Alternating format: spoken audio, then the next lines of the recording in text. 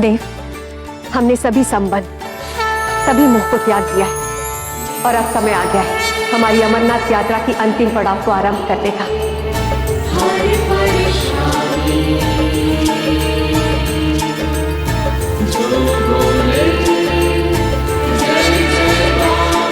ये वही स्थान है जहां हमारी यात्रा का आरंभ हुआ था और आज यहीं से हमारे जीवन का नया अध्याय आरंभ हो रहा है, जहां हम दोनों को माता पिता बनने का सौभाग्य प्राप्त होगा। जगत जननी देवी पार्वती, शीघ्र ही आप मातृत्व का सुख प्राप्त करने जा रही हैं। बताइए, कैसे होगा शिवांश का जन्म? सृष्टि में जीवन के जितने भी रूप हैं, वो पुरुष और प्रकृति की ऊर्जा के मिलन का ही परिणाम है। शिव और शक्ति का समागम पुरुष और प्रकृति का ही समागम है। देव, पुरुष के रूप में आप अजन्मे हैं, अयोनिज है, और मैं प्रकृति के रूप में,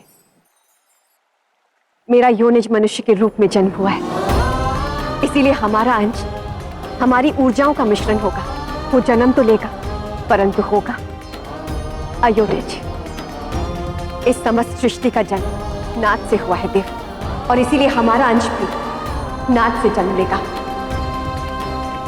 शिव के तांडव का त और शक्ति के लस्य का ल मिलकर बनता है ताल, और इसी ताल पर होगा आपका तांडव सृष्टि की और मेरा लस्य नृत्य। परम शक्ति परमेश्वरी मातंगी महातपा मुक्त केशी माहेश्वरी। ये ब्रह्मांड और कुछ नहीं, विनाश और सृजन का निरंतर चलने वाला एक चक्र है, और शिव और शक्ति मध्य में स्थित है।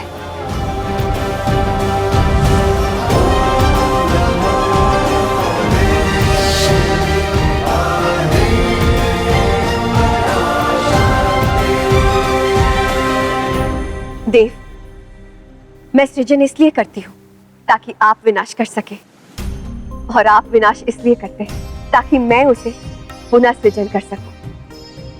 तो देव, प्रकृति और कुछ भी नहीं, शिव और शक्ति की ऊर्जाओं का एक नृत्य ही तो है, और इसी नृत्य से हमारे अंश का निर्माण होगा देव, और वो नृत्य आपके तांडव से आरंभ होगा। देवी, मैंने तो सदैव आपके बताए मार्ग का अनुसरण ही किया है, भला मैं आपका मार्गदर्शन कैसे कर सकता हूँ?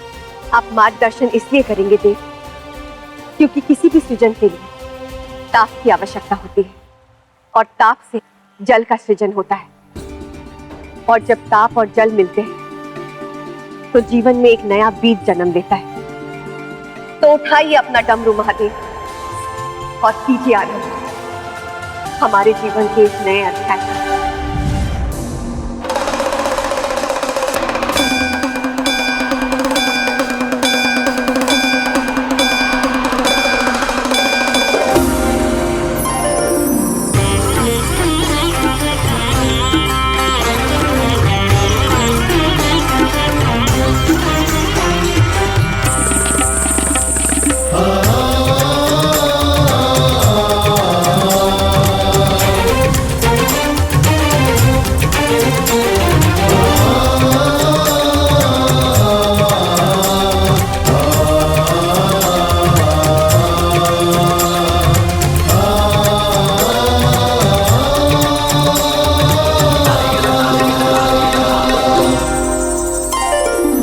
अब क्या दूं?